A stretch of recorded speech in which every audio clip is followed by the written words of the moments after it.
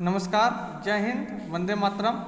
Gupta coaching classes द्वारा संचालित इस ऑनलाइन प्लेटफॉर्म से मैं आपसे गुप्ता एक बार फिर से आप सभी का हार्दिक स्वागत अभिनंदन करता हूं।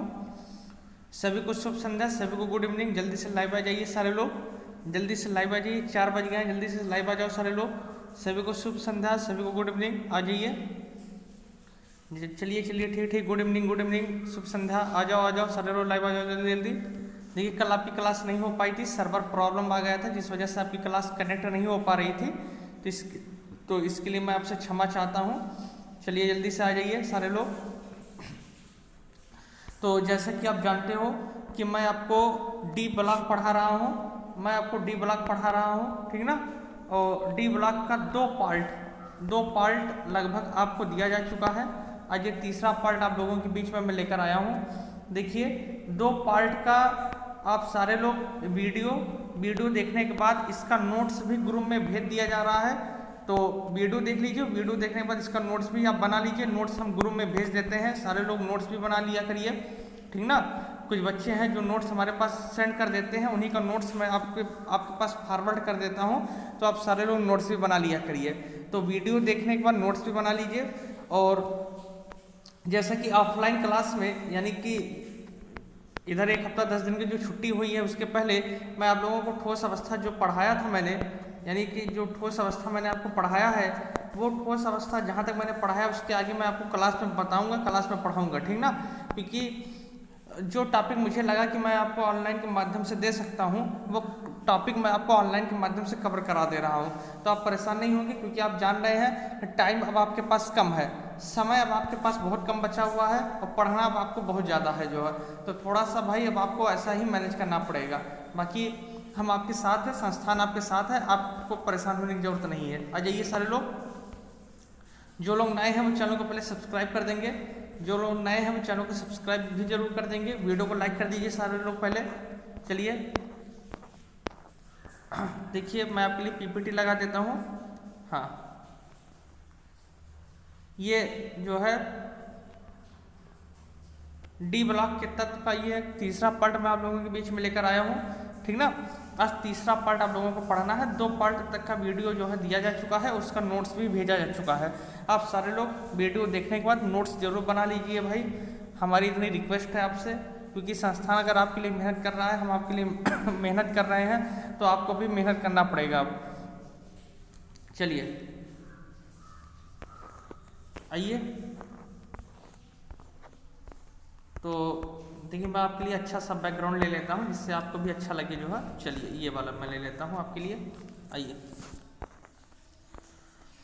तो जहाँ तक मैंने आपको बताया था सर, मैंने देखिए एक बार मैं थोड़ा सा रिवाइज कर देता हूँ, इसके बाद फिर मैं आपको लेकर चलता हूँ। जो जैसे मैंने आपको बताया था, डी ब्लॉक यानी जिनका अंतिम इलेक्ट्रॉन डी कक्षा में जाता है, डी ब्लॉक कहलाता है। फिर मैंने आपको बताया था इन्हें हम संक्रमण तत्व क्यों कहते हैं, क्योंकि ये क्या होते हैं बताइए। ये यस और पी के कहाँ रखे गए हैं, ये यस और पी के बीच में रखे गए हैं, यानी यस ब्लॉक और पी ब्लॉक के बीच में रखे गए हैं। इस वजह से इन्हें हम क्या कहते हैं, इस वजह से इन्हें हम संक्रमण तत्व के नाम से भी जानते हैं। यहाँ तक मैंने बताया था। फिर मैंने इसके गुण के बारे में बताया था कि जैसे पहले मैंने बताया था कि ये मुक्त अवस्था और संयुक्त अवस्था दोनों अवस्थाओं में पाए जाते हैं। मुक्त में भी पाए जाते हैं और संयुक्त में भी पाए जाते हैं, ठीक ना। याद कीजिए, सारी चीज़ें मैंने आपको पढ़ाया है। फिर मैंने आपको इलेक्ट्रॉनिक विन्यास बताया था। मैंने आपसे कहा था कि इनका जो इलेक्ट्रॉनिक विन्यास होता है वो क्या होता है बताइए। N2 और Nd 1 से 10 होता है। यहाँ तक की बातें मैंने आपको अच्छे से बताई थी। फिर मैंने आपको बताया था कि इसमें 2 अपवाद है सर, एक क्रोमियम एक कॉपर। ये दोनों क्या है बताइए, ये दोनों इसके अपवाद होते हैं। और इस बार क्रोमियम पूछा भी गया है। आप पेपर उठाकर देखिएगा, फैजाबाद अम्बेडकर नगर के किसी पेपर में पूछा गया है, आप देख लीजिएगा एक बार। क्रोमियम और कॉपर अपवाद है। फिर मैंने बताया था कि ये धात्विक गुण रखते हैं। क्यों? क्योंकि ये क्या करते हैं, ये इलेक्ट्रॉन का त्याग करते हैं, और इलेक्ट्रॉन का त्याग करने के कारण ये क्या करते हैं, ये धात्विक गुण रखते हैं। यहाँ तक की बातें सर मैंने आपको अच्छे तरीके से, बहुत बेहतरीन तरीके से मैंने आपको बताया, और आप सारे लोगों ने इसको समझा होगा, नोट्स भी आप लोगों ने बनाया होगा। अब इसके आगे का टॉपिक मैं कंटिन्यू करता हूँ। आइए, जैसे अब आप हेडिंग डालेंगे परमाणु त्रिज्या। अब आप हेडिंग डालेंगे परमाणु त्रिज्या, परमाणु त्रिज्या, परमाणु त्रिज्या। देखिए, जैसे कि आप जानते हो कि ये जो डी ब्लॉक है वो एस ब्लॉक और पी ब्लॉक, एस ब्लॉक और पी ब्लॉक के कहाँ रखे गए हैं, बीच में रखे गए हैं। यानी जो डी ब्लॉक है वो एस ब्लॉक और पी ब्लॉक के कहाँ रखे गए हैं, एस ब्लॉक और पी ब्लॉक के मध्य रखे गए हैं, एस ब्लॉक और पी ब्लॉक के बीच में रखे गए हैं। इस वजह से क्या होता है देखेंगे आप, यानी कि इनका जो परमाणु त्रिज्या होता है वो ध्यान समझेंगे, इनका परमाणु त्रिज्या एस ब्लॉक की तुलना में कम होता है। इनका जो परमाणु त्रिज्या होता है वो एस ब्लॉक की तुलना में कम, यानी एस से कम होता है। एस से क्या होता है बताइए, इनकी परमाणु त्रिज्या एस से कम होती है, लेकिन एस से कम होती है लेकिन पी ब्लॉक से ज़्यादा होती है। पी से क्या होती है बताइए, ज़्यादा होती है। यानी इनकी जो त्रिज्या है, इनकी जो परमाणु त्रिज्या है वो एस ब्लॉक से क्या होती है, कम होती है, लेकिन पी ब्लॉक की अपेक्षा क्या होती है बताइए, ज़्यादा होती है। अब लिखेंगे कि इनकी जो परमाणु त्रिज्या होती है वो एस ब्लॉक से क्या होती है, कम होती है, लेकिन पी ब्लॉक से क्या होती है बताइए, ज़्यादा होती है। आप साथ में एक पेपर और एक पेन लेकर बैठा रहा करिए, कम से कम नोट्स बनाने के लिए, या स्क्रीनशॉट लेना चाहे स्क्रीनशॉट भी ले सकते हो आप जो है, ठीक ना। एस ब्लॉक की तुलना में कम और पी ब्लॉक की तुलना में क्या होती है बताइए, ज़्यादा होती है, क्योंकि ये एस और पी के बीच में रखे जाते हैं, मैंने आपको पहले ही बताया है। यानी इनकी परमाणु त्रिज्या यानी डी ब्लॉक की जो परमाणु त्रिज्या होती है बच्चों वो एस ब्लॉक से कम और पी ब्लॉक से क्या होती है बताइए, ज़्यादा होती है। फिर देखिए, हालांकि ये तो बातें हो गई, लेकिन किसी भी आवर्त में, अगर हम आवर्त की बात करें, अगर किसी भी आवर्त में हम कहाँ से किधर चलते हैं, बाएं से दाएं, किसी भी आवर्त में बाएं से दाएं की तरफ जाने पर, किसी भी आवर्त में बाएं से दाएं जाने पर क्या होता है, इनके परमाणु त्रिज्या यानी इनकी जो परमाणु त्रिज्या है, किसी भी आवर्त में बाएं से दाएं जाने पर इनके परमाणु त्रिज्या का जो मान होता है सर, इनके परमाणु त्रिज्या का जो मान होता है वो क्या होता है बताइए, वो घटता जाता है। किसी भी आवर्त में बाएं से दाएं जाने पर इनकी परमाणु त्रिज्या का जो मान होता है वो घटता जाता है। अब लिखेंगे किसी आवर्त में बाएं से दाएं जाने पर इनकी परमाणु त्रिज्या का मान घटता जाता है। अभी मैं आपको दिखा रहा हूं, किसी आवर्त में बाएं से दाएं जाने पर परमाणु त्रिज्या का मान क्या होता है बताइए, घटता जाता है। जैसे अब देखो, स्कैंडियम परमाणु क्रमांक 21 डी ब्लॉक का तत्व है, टाइटेनियम परमाणु क्रमांक 22 डी ब्लॉक का तत्व है, वैनेडियम परमाणु क्रमांक 23 डी ब्लॉक का ही तत्व है, क्रोमियम परमाणु क्रमांक 24 डी ब्लॉक का ही तत्व है। तो सर देखिए, स्कैंडियम का जो परमाणु त्रिज्या होता है वो कितना होता है सर, 144 होता है। टाइटेनियम की जो परमाणु त्रिज्या होती है सर वो कितनी होती है, 132 होता है। आप देख रहे हो घट रहा है कि नहीं घट रहा है, सब एंगस्ट्रॉम में होते हैं, क्योंकि मैंने आपको पहले भी बताया है कि परमाणु त्रिज्या की जो यूनिट होती है वो एंगस्ट्रॉम में होती है। फिर वैनेडियम देखिए, वैनेडियम की जो परमाणु त्रिज्या होती है वो 122 होती है। घट रहा है कि नहीं घट रहा, आप देखो, खुद से देखो, 144 से घट रहा है कि नहीं घट रहा, अब बताओ। क्रोमियम 117, अब बताइए घट रहा है कि नहीं घट रहा है। तो कहने का मतलब है इनकी जो परमाणु त्रिज्या होती है वो आवर्त में बाएं से दाएं जाने पर क्या होती है सर बताइए, घटती जाती है। अब एग्जाम्पल के रूप में इसको लिख लीजिए।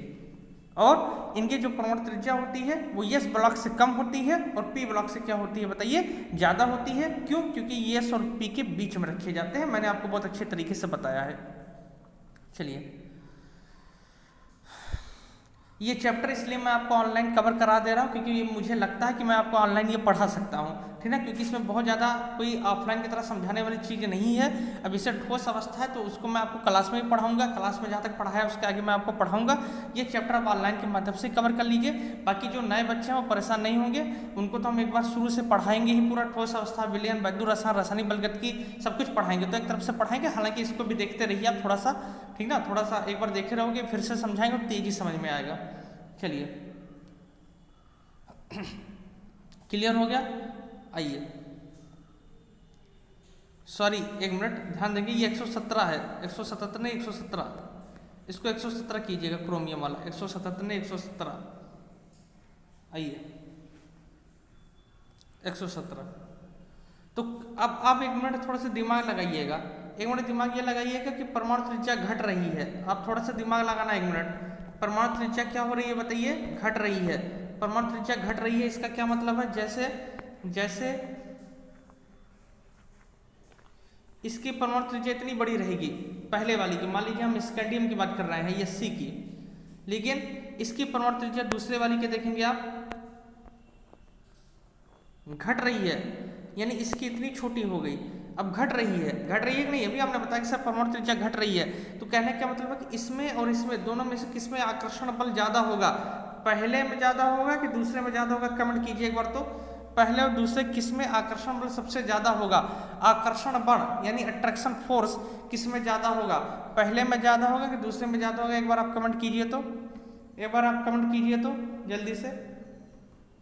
आकर्षण बल किसमें ज्यादा होगा, पहले में ज्यादा होगा कि दूसरे में ज्यादा होगा, एक बार आप कमेंट कीजिए तो सर।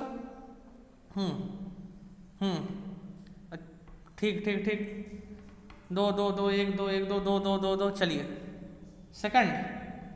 हाँ, तो दूसरे में आकर्षण बल क्या होगा बताइए, दूसरे में आकर्षण बल ज्यादा होगा, क्यों, क्योंकि इसकी परमाणु त्रिज्या छोटी है, क्योंकि परमाणु त्रिज्या घट रही है, तो जैसे जैसे परमाणु त्रिज्या घटती जाएगी वैसे वैसे आकर्षण बल क्या होता जाएगा बताइए, वैसे वैसे आकर्षण बल ज्यादा होता जाएगा, वैसे वैसे आकर्षण बल क्या होता जाएगा, ज्यादा होता जाएगा। ठीक है, आइए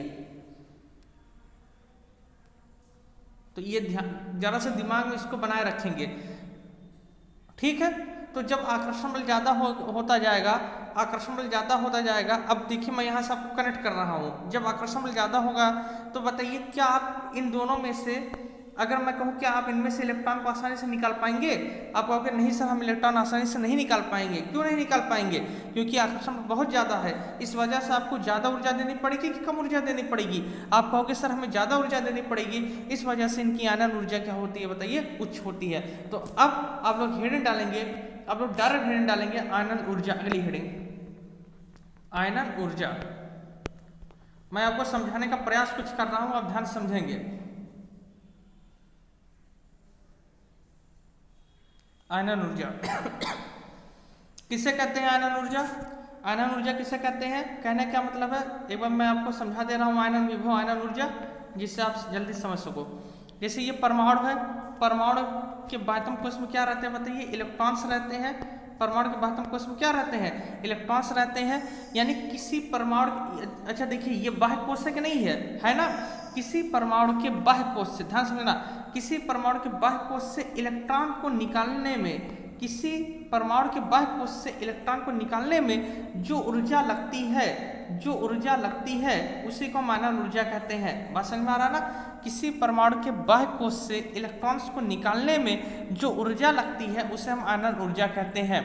ठीक है, हालांकि जो बच्चे पढ़े हैं 11th में भी सारे लोग पढ़े होंगे, पी ब्लॉक में भी मैंने कई बार बताया है, कई बार आयनन ऊर्जा मैंने बताया है, एक बार फिर से मैं रिवाइज करा दे रहा हूँ कि किसी परमाणु के बाह्य कोश से इलेक्ट्रॉन्स को निकालने में जो ऊर्जा लगती है उसे हम आयनन ऊर्जा कहते हैं, उसे हम क्या कहते हैं बताइए, आयनन ऊर्जा कहते हैं। अब आप थोड़ा सा हमें बताएंगे, आप इधर, अब आप हमें थोड़ा सा फिर से वही वाला हम बात बता रहे हैं आपको, अब आप हमें बताएंगे जैसे ये परमाणु है, इसकी त्रिज्या इतनी बड़ी है, ये वाला परमाणु है, इसकी त्रिज्या इतनी छोटी है, ठीक है, इसकी त्रिज्या इतनी छोटी, इसकी त्रिज्या इतनी बड़ी, तो कहने का मतलब है कि इसमें आकर्षण बल क्या होगा बताइए। आप कहोगे अरे भैया जिसमें लगाव ज्यादा है यानी आकर्षण बल ज्यादा है, इसमें आकर्षण बल क्या है, ज्यादा है, दूसरे वाले में आकर्षण बल क्या है, ज्यादा है, तो क्या आप इसमें से इलेक्ट्रॉन को आसानी से निकाल पाएंगे बताइए, क्या आप इसमें से इलेक्ट्रॉन्स को आसानी से निकाल पाएंगे।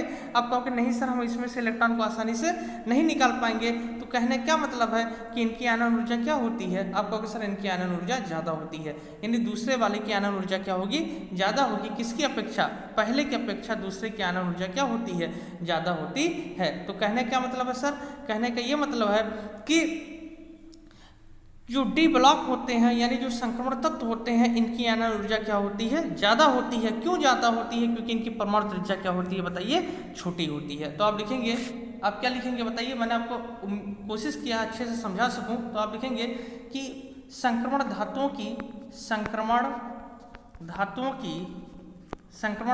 की आयनन ऊर्जा, संक्रमण धातुओं की आयनन ऊर्जा क्या होती है, उच्च होती है, क्या होती है, उच्च होती है, ज्यादा होती है।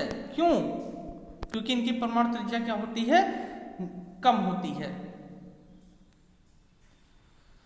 संक्रमण धातुओं की आयनन ऊर्जा उच्च होती है, आप लिखेंगे संक्रमण धातुओं की आयनन ऊर्जा उच्च होती है, उच्च होती है, क्योंकि क्योंकि क्योंकि इनकी परमाणु त्रिज्या, क्योंकि इनकी परमाणु त्रिज्या कम होती है, क्योंकि इनकी परमाणु त्रिज्या कम होती है, इनकी परमाणु त्रिज्या कम होती है।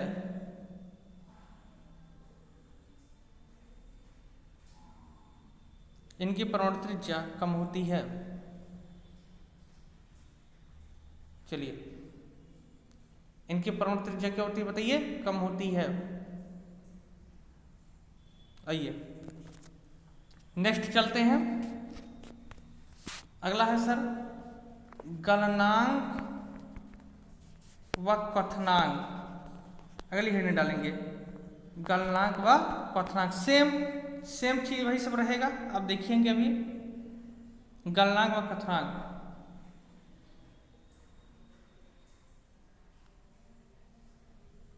चलिए याद कीजिए, मैंने अभी ठोस अवस्था में आपको बहुत जल्दी ही पढ़ाया था धात्विक बंध। धात्विक ठोस यानी धात्विक बंध मैंने आपको बताया था, याद कीजिए। यानी धातुओं के मध्य जो बंध बनता है उसे हम धात्विक बंध कहते हैं। ठीक है, तो देखिए आप एक बार बताइए, अगर इनके मध्य जो बंध रहेगा अगर प्रबल रहेगा, याद कीजिए मैंने आपको पढ़ाया ठोस अवस्था में भी जल्दी मैंने आपको ऑफलाइन क्लास में पढ़ाया है। अगर इनके मध्य धात्विक बंध प्रबल रहेगा, अगर इनके मध्य धातु यानी कि बंध जो रहता है अगर प्रबल रहेगा, तो बताइए क्या इनके गलनांक और क्वथनांक यानी क्या आप इनको आसानी से तोड़ दोगे? बताओ, अगर बंध जो है प्रबल रहेगा क्या आप इन्हें आसानी से तोड़ पाएंगे? मैं अगर आपसे कहूं कि ये इस तरीके से पूरी तरीके से बंधे हुए परमाणु, ध्यान समझिएगा, देखिए 3-3 बंध मैं आपको बना दे रहा हूं, 2-2 नहीं 3-3 बंध हैं। चलिए ये इस तरीके से है। अगर मैं आपसे कहूं क्या आप इन्हें आसानी से तोड़ पाएंगे? किताबी लैंग्वेज में मत जाइए, पहले हमारी बातों को आप समझो। क्या आप इन्हें आसानी से तोड़ पाओगे? क्या आप इन्हें आसान से तोड़ पाओगे? आप नहीं तोड़ पाओगे। क्यों? क्योंकि इन्हें तोड़ने के लिए आपको ज्यादा ऊर्जा देनी पड़ेगी। आपको कैसे ऊर्जा देनी पड़ेगी? आपको ज्यादा ऊर्जा देनी पड़ेगी। इन्हें तोड़ने के लिए आपको ज्यादा एनर्जी देनी पड़ेगी, आपको नीचे से ज्यादा टेम्परेचर देना पड़ेगा, ज्यादा तापमान देना पड़ेगा, तब कहीं जाकर ये क्या होगा? टूटेगा। तो आप बताओ, आप ज्यादा तापमान दे रहे हो कि नहीं दे रहे हो? आप ज्यादा तापमान दे रहे ही नहीं दे रहे हैं। इस वजह से इनके गलनांक और क्वथनांक दोनों क्या होंगे? बहुत उच्च होंगे। कुछ बातें समझ में आ रही है कि नहीं आ रही है? कुछ बातें समझ में आ रहा है ना? क्योंकि इनके मध्य क्या होता है? जो बंध होता है बहुत क्या होता है? प्रबल होता है। बंध क्या होता है बताइए? प्रबल होता है। इस वजह से इनको तोड़ने के लिए हमें क्या देनी पड़ती है? ज्यादा ऊर्जा देनी पड़ती है। इस वजह से इनके गलनांक और क्वथनांक दोनों क्या होते हैं बताइए? बहुत उच्च होते हैं। क्लियर हुआ? अच्छा, गलनांक क्या होता है मैं एक बार फिर से क्लियर कर दूं आपको। गलनांक क्या होता है? गलनांक मतलब जिस टेम्परेचर पर कोई पदार्थ गलना प्रारंभ करता है। ठीक। क्वथनांक क्या होता है? क्वथनांक मतलब उबलना। क्वथनांक मतलब उबलना, यानी कि जिस टेम्परेचर पे, जिस तापमान पे कोई पदार्थ उबलना प्रारंभ करता है। ठीक। तो कहने का मतलब ये है क्योंकि इनके मध्य, अब लिखेंगे चूंकि इनके मध्य प्रबल धात्विक बंध होता है। प्रबल धात्विक बंध होता है। संक्रमण तत्वों के मध्य क्या होता है? प्रबल धात्विक बंध होता है, जिसे तोड़ने के लिए, जिसे क्या करने के लिए, जिसे तोड़ने के लिए हमें क्या करनी पड़ती है? हमें ज्यादा ऊर्जा की आवश्यकता होती है। जिसे तोड़ने के लिए हमें ज्यादा ऊर्जा की क्या होती है? आवश्यकता होती है, जरूरत होती है।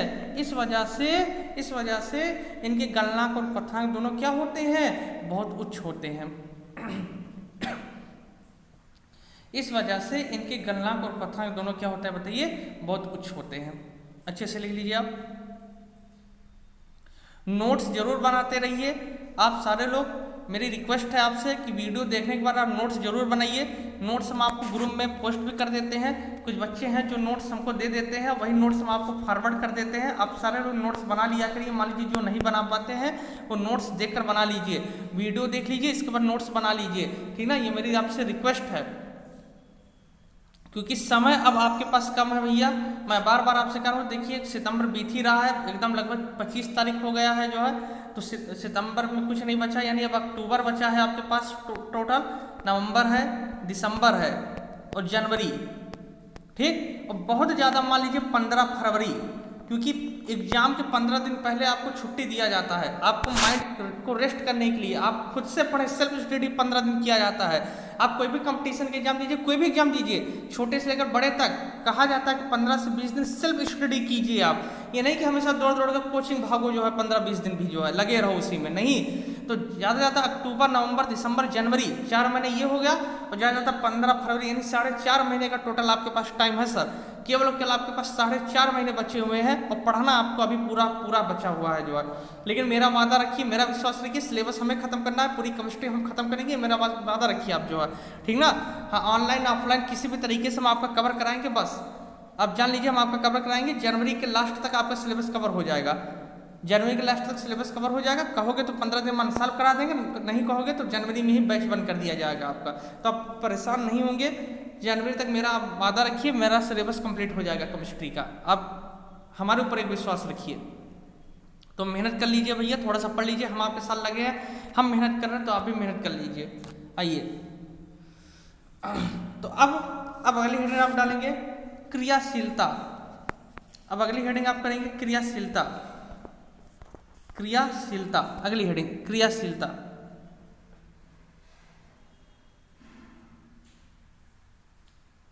क्रियाशीलता, देखिए क्या होता है, इनकी जो क्रियाशीलता होती है भैया, यानी कि डी ब्लॉक की क्रियाशीलता, यानी संक्रमण तत्वों की जो क्रियाशीलता होती है, यानी इनकी जो क्रियाशीलता होती है, ध्यान समझेंगे, इनकी क्रियाशीलता जो होती है, मैं कलर चेंज कर दे रहा हूँ जिससे आप थोड़ा सा अच्छे से समझ सके। इनकी जो क्रियाशीलता होती है वो क्या होती है, एस ब्लॉक, यानी जो एस ब्लॉक के तत्व होते हैं, एस ब्लॉक की तुलना में कम होती है। एस ब्लॉक की तुलना में क्या होती है बताइए, कम होती है, यानी एस ब्लॉक की तुलना में कम और पी ब्लॉक से ज़्यादा होती है, आप ये समझेंगे। यानी इनकी जो क्रियाशीलता होती है वो एस ब्लॉक की तुलना में कम होती है। आप देखेंगे कि डी ब्लॉक की जो क्रियाशीलता होती है वो एस ब्लॉक की तुलना में क्या होती है बताइए, कम होती है, एस ब्लॉक की तुलना में कम होती है, एस ब्लॉक की तुलना में कम होती है।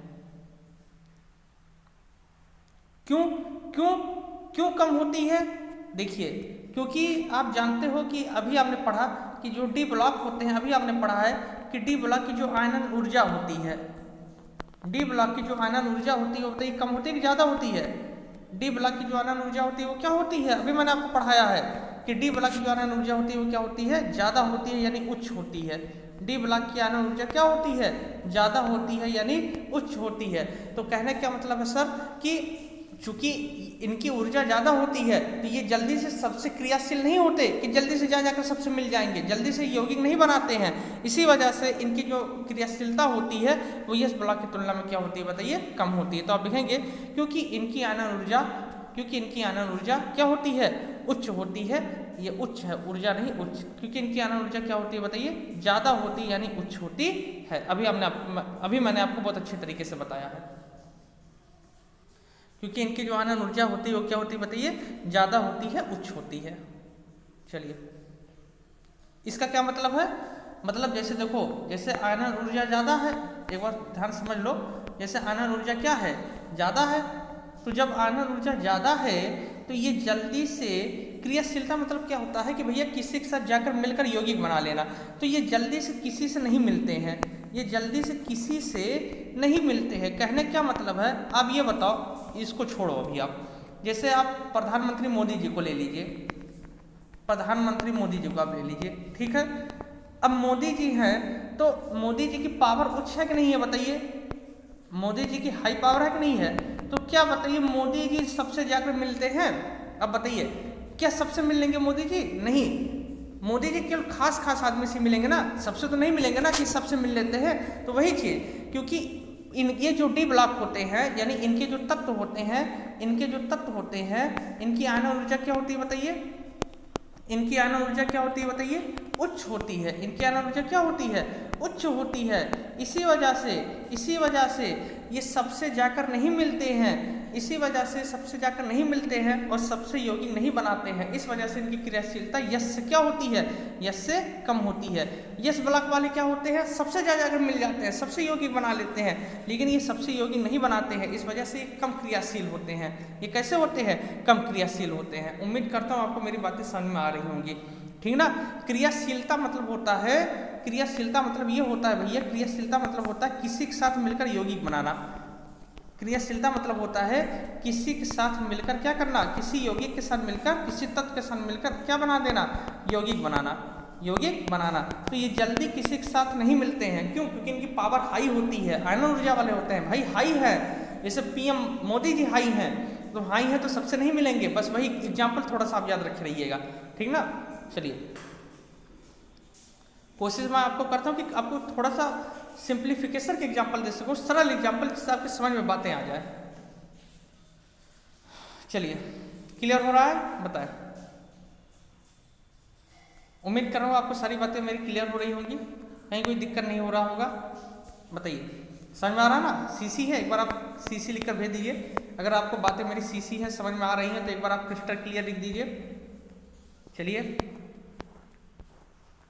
वीडियो को सारे लोग लाइक भी कर देंगे, सारे लोग वीडियो को लाइक कर दीजिए, मेरी रिक्वेस्ट है। अगर आपको अच्छा लग रहा होगा तो, अगर अच्छा लग रहा होगा तो वीडियो को लाइक कर दिया करिए और कमेंट भी कर दिया करिए अगर आपको अच्छा लगता होगा तो, जो है, ठीक ना। झूठा कमेंट मत किया करिएगा, अगर आपको सच में कुछ अच्छा लगता है तो आप कमेंट कीजिएगा, जो है, ठीक है। झूठा कमेंट मत कीजिएगा, मैं आपसे बार बार कहता हूँ। अगर आपको सच में कुछ ऐसा लगता है, वीडियो लाइक कर अच्छा लगता है, अगर आपको लग रहा है कि हम आपके लिए मेहनत कर रहे हैं, ठीक है, आप ये मत मान के चलिएगा कि आपने फीस दे दिया है तो इसका मतलब हम इसके लिए आपको पढ़ा रहे हैं। हम आपको लगातार पढ़ा रहे हैं। 20 मार्च से जब से मेरी कोचिंग बंद हुई है तब से मैं आपको लगातार जो है फ्री नोट्स दे रहा था, यानी पीडीएफ नोट्स का पीडीएफ में दे रहा था। इसके बाद मैं आपको ऑनलाइन क्लास भी लगातार 2 महीने मैंने आपको ऑनलाइन क्लास दिया, ठीक ना।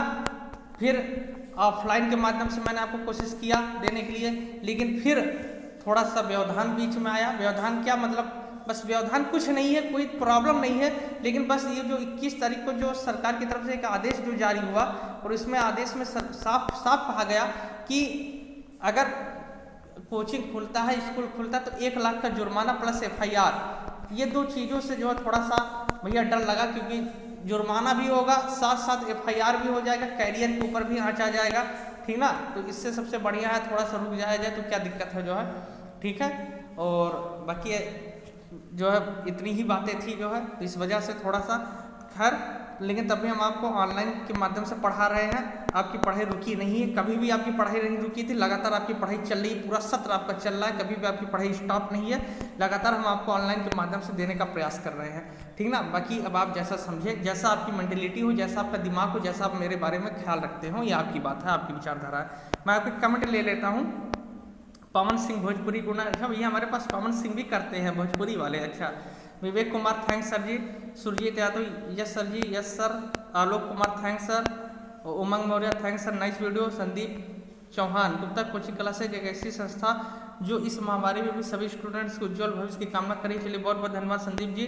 सुबी Dubey you are the perfect teacher, thanks sir. चलिए बहुत बहुत धन्यवाद। आलोक कुमार, महिमा पांडे सर जी, आप इतनी मेहनत कर रहे हैं, उतनी अगर हम खुद के लिए कर लेंगे तो हमें पूरा विश्वास है कि मंजिल तक पहुंचने से कोई भी नहीं रोक सकता। Thank you so much sir. चलिए बहुत बहुत धन्यवाद। और सालू वर्मा नाइस, चलिए बहुत बहुत धन्यवाद। Subhi Dubey nice video sir. Ranjeet Verma very nice video sir ji. Nandita Singh very nice video sir, thank you, प्रणाम सर जी।